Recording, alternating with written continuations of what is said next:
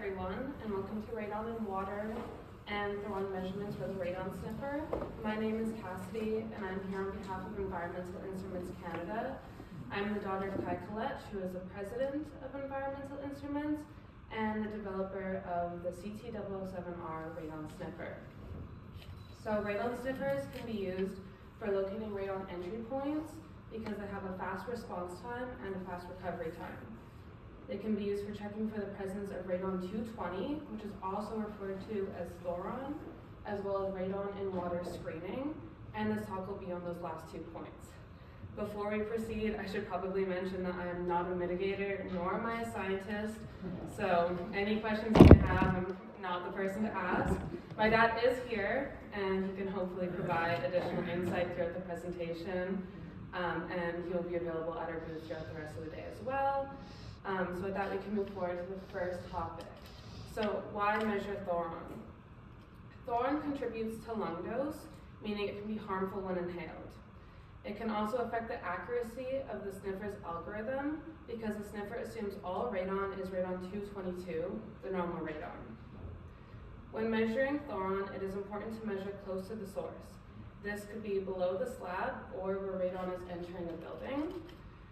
This is due to the short half-life of thoron, which is approximately 1 minute. Therefore, by the time it reaches living areas, it would have pretty much completely decayed. However, the decayed products are still radioactive and contribute to lung dose. Radon-220 has a half-life of about 1 minute. When radon-220 decays, it will decay into plutonium-216. Immediately afterwards, plutonium-216 will decay into lead-212, which has a half-life of 11 hours, and it is a beta emitter. The sniffer does not detect beta, therefore, the alpha activity of radon-220 will be nearly completely gone within the first 3 minutes. Essentially, within the time that I've been here speaking to you, if thoron was present, all recognizable activity would be gone. So to compare this to radon-222, which has a 4-day half-life, the activity does not change within 3 minutes. However, it does decay into plutonium-218, which is an alpha emitter, and it has a 3-minute half-life. That means if we start with 100 picocuries per liter of radon-222, after 3 minutes, you'll have 100 picocuries per liter due to the radon-222, plus an additional 50 picocuries per liter due to the plutonium-218. So looking at the activity over time, we can determine the relative amount of radon-220, or thoron, and radon-222 in an air sample. Radon-220 activity will decrease over a few minutes, whereas radon-222 activity will increase. So to measure thoron, or radon-220, we can follow this measurement sequence. Allow 5 seconds for the probe to get into a source, fill the cell for 90 seconds, and stop the pump and allow 300 seconds of filling. The simple explanation is that if the activity increases, we had mainly radon-222, and if it decreases, we had mainly radon-220. Using math, someone could figure out the ratio of radon-220 to radon-222 by analyzing how much of the count rate is increasing or decreasing.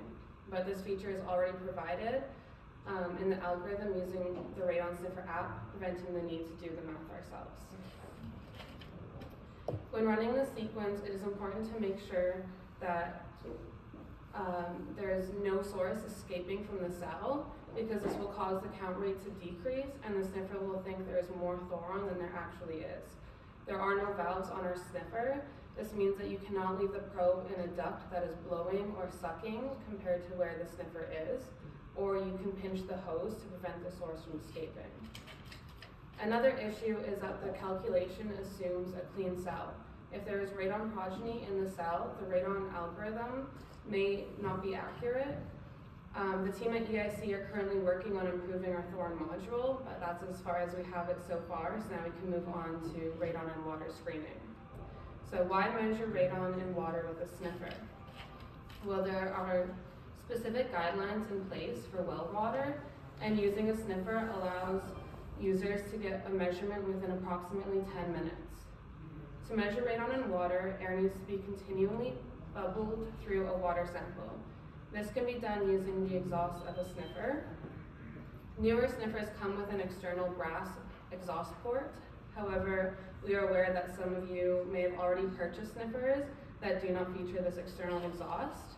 We have small tubing here with us that can slide into the sniffer and attach to the internal exhaust port. So you can stop by our booth anytime today and we will provide you with these tubes. Once you have the air bubbling through the water sample, close the sniffer and the sample in an airtight container and use the sniffer to measure radon concentration in the air in the container.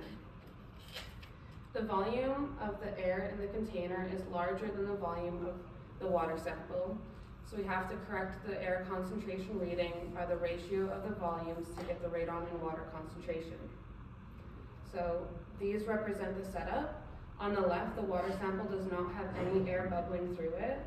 On the right, a hose from the exhaust of the sniffer is bubbling through the water sample.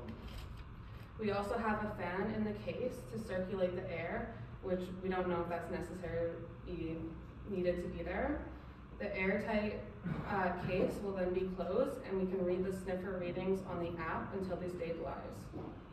So these graphs represent results from the two measurements. On the left, we did not bubble air through the water, but the jar was open and the radon concentration in the air in the case was steady around 275 picocuries per liter. When the water sample was being aerated, the radon level increased for 8 to 10 minutes and then leveled out around 1700 picocuries per liter.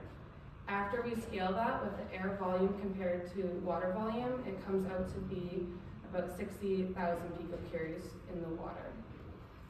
Both of these concepts are still works in progress. Feel free to come visit us at our booth if you are more interested in these. You can also follow us on Instagram. We'll be announcing more updates there. It's just at Environmental Instruments Canada.